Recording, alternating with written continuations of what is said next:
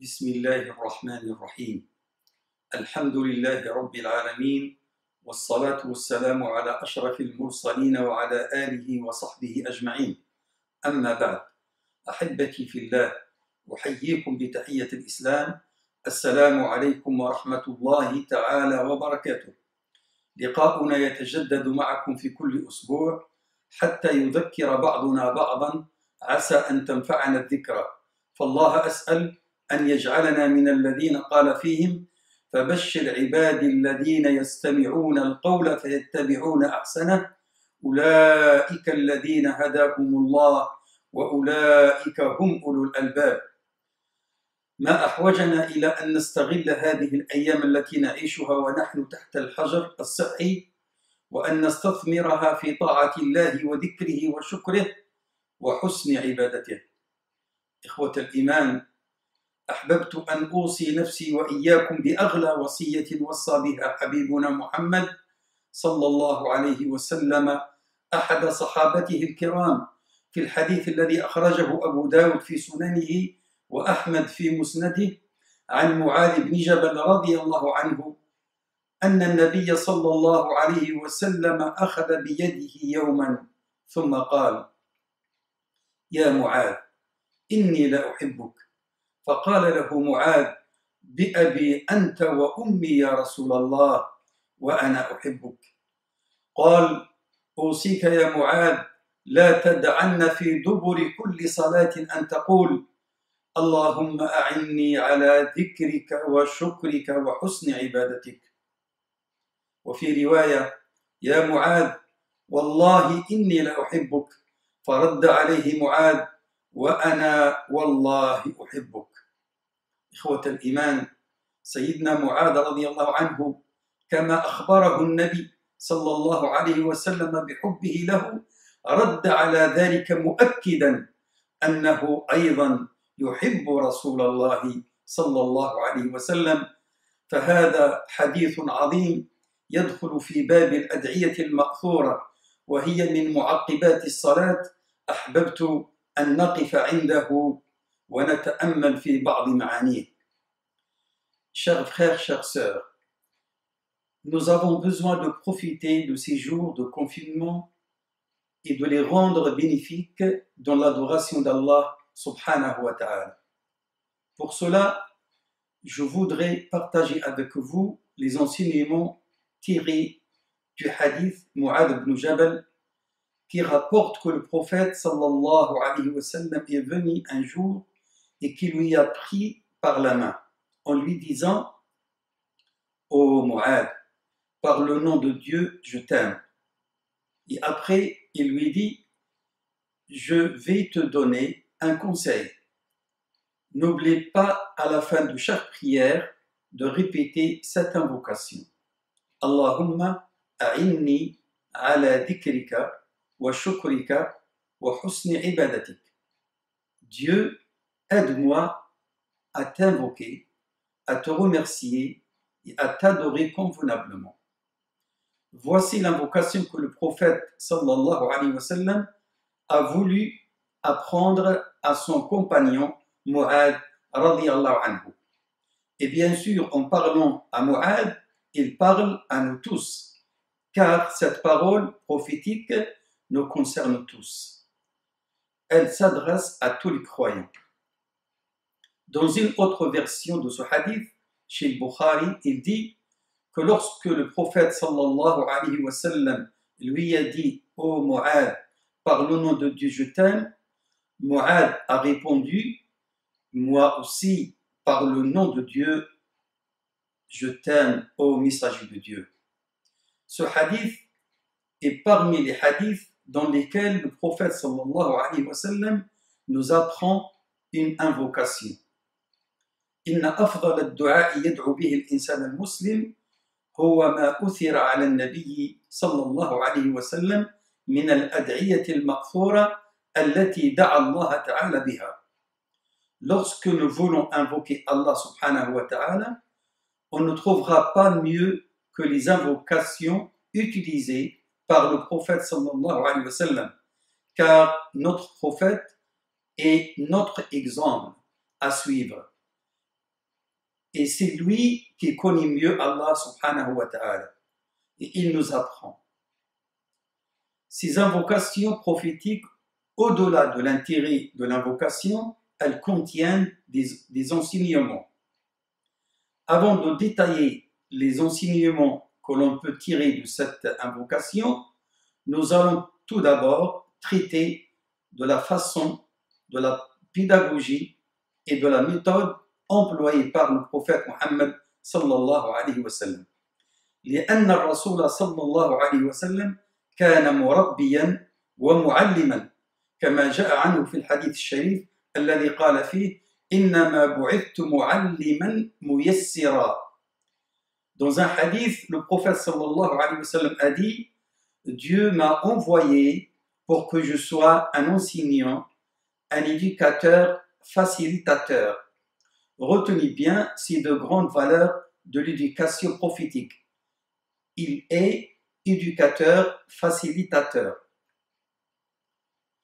فبماذا بدأ النبي صلى الله عليه وسلم وهو يريد أن يعلم معاذ رضي الله عنه. Le prophète sallallahu alayhi wa sallam voulait enseigner cette invocation à Mu'adh. Il aurait pu directement lui dire avant chaque prière, tu dis ce dua. Mais le prophète sallallahu alayhi wa sallam a sa propre méthode éducative. Il a commencé par lui dire: Ô Mu'adh, par le nom de Dieu, je t'aime. وهذا من باب تقوية المحبة الأخوية وإيجاد الرابطة الروحية بين المربي ومن سيربيه أو بين المعلم وتلميذه. C'est une façon pour fortifier la relation fraternelle entre l'éducateur et l'éduqué, car la base de cette éducation est d'avoir d'abord cette relation d'amour partagée. Par exemple, si tu veux éduquer ton enfant, tu dois lui déclarer ton amour et l'exprimer, parce que c'est l'amour qui va préparer le terrain pour la réception de l'enseignement. C'est pour cela que le prophète sallallahu alayhi wa sallam a commencé par ça. وقد جاء في الحديث الذي رواه أبو داود أن النبي صلى الله عليه وسلم قال: إذا أحب الرجل أخاه فليخبره أنه يحبه. Il a dit sallallahu alayhi wa sallam: si l'un parmi vous aime son frère, qu'il lui dit qu'il l'aime. Il faut qu'il exprime son amour pour son frère. Et également, dans le cadre de la famille, entre les époux, oui, on exprime l'amour de l'un envers l'autre, ainsi qu'avec nos enfants, nos frères et nos voisins, parce que c'est l'expression qui touche l'autre. Pour cela, l'islam insiste beaucoup sur notre comportement concernant la relation fraternelle avec l'autre. Cette méthode prophétique dans l'éducation nous enseigne comment nous devons préparer le terrain avant d'adresser la parole aux autres et comment gagner leur cœur. لأن الحب هو الذي يوجد هذه العلاقة الأخوية الحميمة. Le fait que le prophète sallallahu alayhi wa sallam commence à prendre Mu'adh par la main en lui disant qu'il l'aime en Dieu, c'est une façon aussi pour attirer son attention. En effet, cette façon de faire amène Mu'adh à être attentif. ثم قال صلى الله عليه وسلم لا تدعن دبر كل صلاة أن تذكر هذا الدعاء. Et après, le prophète sallallahu alayhi wa sallam dit: n'oubliez pas à la fin de chaque prière de répéter cette invocation. À travers ces paroles, le prophète sallallahu alayhi wa sallam montre à Mu'adh le moment propice pour faire l'invocation, et cela après chaque prière, où le croyant sera plus proche de Dieu. Et ces invocations seront agréées. وأنتم تعلمون إخوة الإيمان أن للدعاء أوقات فاضلة منها الدعاء عقب الصلوات حيث يكون العبد فيها قريبا من الله تعالى ويكون الدعاء فيها أقرب للاستجابة. وهذا في الحقيقة يعلمنا أدبا آخرا في العلاقة بالله عز وجل، وهو أن الإنسان يدعو الله سبحانه عندما يكون في موضع من القرب من الله عز وجل حتى يستجيب دعاءه. Tu sors de l'adoration qu'Allah t'a prescrit et tu retournes vers Allah subhanahu wa ta'ala et tu lui demandes Allahumma a'inni ala dhikrika wa shukrika wa husni ibadatik. وهذا يعلمنا أهمية الازدياد من الهداية والعبادة بعد الفراغ منها شعورا من العبد أولا بقصور عبادته وثانيا لحماية نفسه من العجب والغرور. Pourquoi cet enseignement? Pourquoi juste après la prière on demande à Allah subhanahu wa ta'ala de l'aide dans notre invocation alors que nous étions dans la prière qui est considérée comme une invocation? Ça nous apprend le fait de toujours demander l'aide d'Allah subhanahu wa ta'ala pour qu'on continue sur le chemin de l'adoration. De plus, notre adoration peut être imparfaite. C'est pour cela que l'on invoque Dieu afin d'être encore meilleur dans l'adoration, mais c'est aussi une façon pour se protéger de l'orgueil. وذلك لأن الشيطان يدخل إلى نفس الإنسان أحيانا من طريق العبادة. Le diable a aussi ses différentes méthodes utilisées pour dévier la personne. Par exemple, lorsque tu feras quelque chose de bien, il va rentrer et va te dire « Masha'Allah, tu es excellent et meilleur dans l'adoration que les autres. » Et cela amène à ce qu'on appelle l'orgueil. والعياذ بالله. المؤمن دائما يعبد الله عز وجل ويجتهد في عبادته وهو دائما يضع عبادته إلى جانب تقصيره وإلى جانب نعم الله عليه، فبذلك لا يصيبه العجب ولا الغرور. أما الدعاء بعد الفراغ من العبادة وطلب العون من الله اللهم أعني على ذكرك وشكرك وحسن عبادتك ففيه إقرار للعبد بضعفه وحاجته ولا بد له من أن يستمد العون والقوة من الله عز وجل. Le fait de demander l'aide d'Allah subhanahu wa ta'ala pour l'invocation, le remerciement et l'adoration prouve que l'on reconnaît notre faiblesse, car en effet, l'homme est faible. وَخُلِقَ الْإِنسَانُ ضَعِيفًا. Qu'est-ce que nous répétons dans chaque raka'a de notre prière dans Surat Al-Fatiha? Nous disons إِيَّاكَ نَعْبُدُ وَإِيَّاكَ نَسْتَعِينُ. C'est toi que nous adorons et c'est toi dont nous implorons l'aide et le soutien.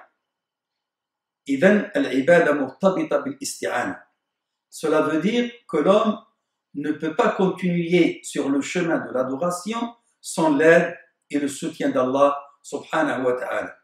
Mais nous pouvons nous demander pourquoi le prophète sallallahu alayhi wa sallam nous apprend cette invocation pour demander l'aide d'Allah pour al-dhikr, al-shukr wa husn al-ibada.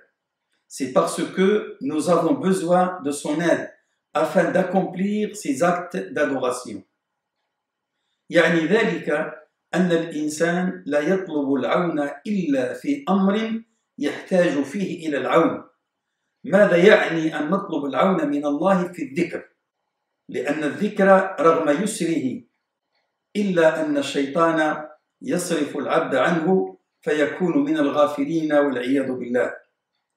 Pourquoi nous avons besoin de demander l'aide d'Allah pour l'invoquer? Car le dhikr est une tâche qui est à l'origine facile, mais l'homme qui est touché par l'insouciance se trouve éloigné de l'invocation d'Allah. C'est pourquoi nous avons besoin de demander l'aide d'Allah.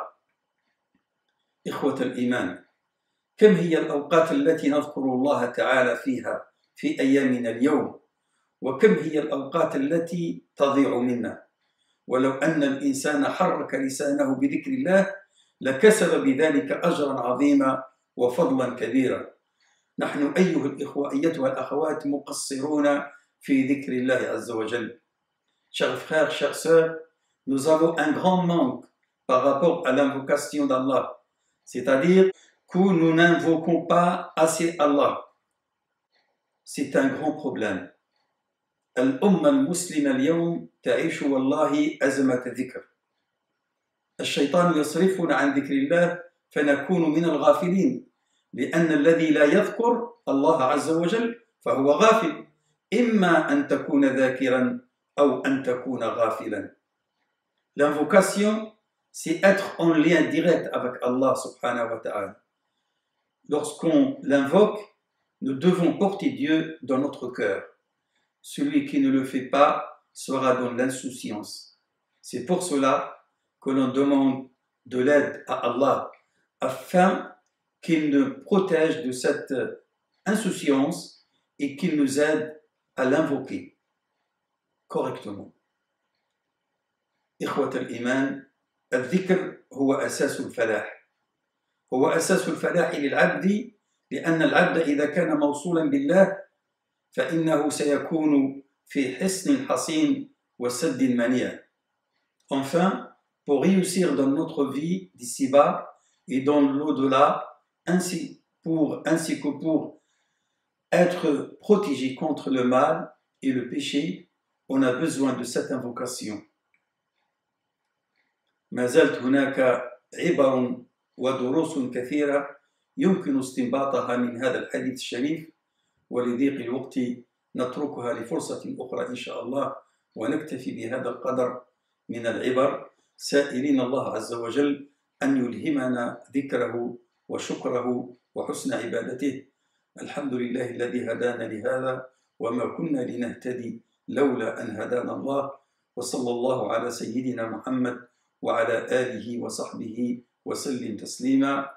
نسألك اللهم بصفاتك العليا وبأسمائك الحسنى وباسمك الأعظم الذي إذا دعيت به استجبت، يا من لا يعجزه شيء في الأرض ولا في السماء، يا من إذا أراد شيئا أن يقول له كن فيكون، أن ترفع عنا وعن المسلمين وعن الناس أجمعين هذا الوباء بما شئت وكيف شئت يا أرحم الراحمين ويا ملاذ الخائفين. اللهم آمين، اللهم آمين. سبحان ربك رب العزة عما يصفون، وسلام على المرسلين، والحمد لله رب العالمين.